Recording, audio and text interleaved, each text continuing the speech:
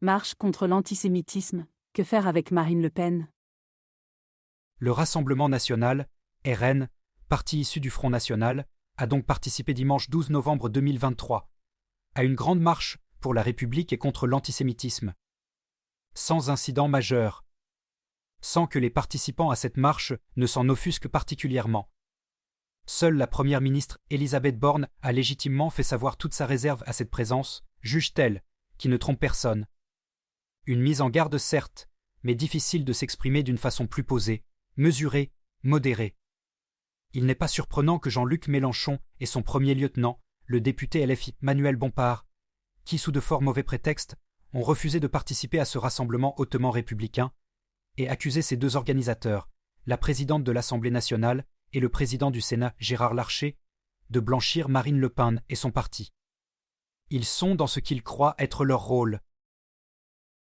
Marine Le Pen blanchie? Car il faut le constater, la chef de l'extrême droite sort de cette marche peu ou prou blanchie de l'infamante accusation antisémitisme. Il suffit de lire, d'écouter, d'interroger ses responsables politiques, ses intellectuels, ses éditorialistes, tout démocrates, tout issus du champ républicain, de droite et de gauche qui, certes avec bien des difficultés et des circonvolutions, ont fini par se satisfaire, explicitement, qu'un parti jadis antisémite soit, peut-être, en passe de se débarrasser de cette tare. Voilà pourquoi Marine Le Pen peut considérer que cet épisode est capital, voire historique, dans son ambition de prendre le pouvoir. Même si elle sait aussi qu'elle n'en a pas fini pour autant de rendre des comptes politiques, historiques et idéologiques. Un parti politique a des racines.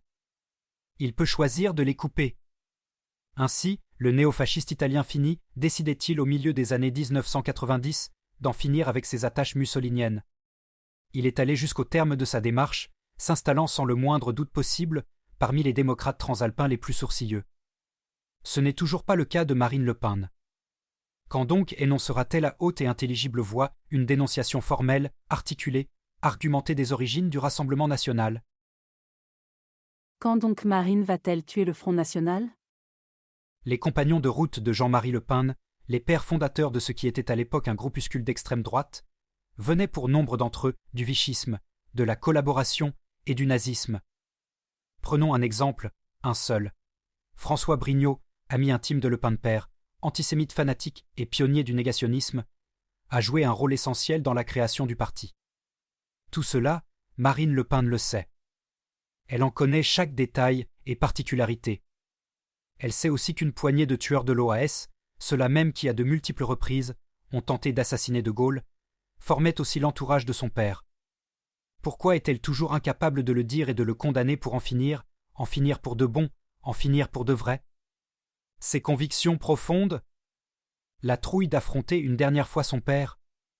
La dédiabolisation du Rassemblement national n'est plus en marche. Elle est désormais quasiment achevée. Il faut convenir que Marine Le Pen a conduit cette opération blanchiment de main de maître. Il faut reconnaître qu'une fois encore, la droite républicaine et la gauche social-démocrate ont été d'une rare inefficacité, incapables de cantonner le lepénisme à l'extrême droite. C'est désormais sur cette faillite politique, intellectuelle et morale qu'il est nécessaire de s'interroger.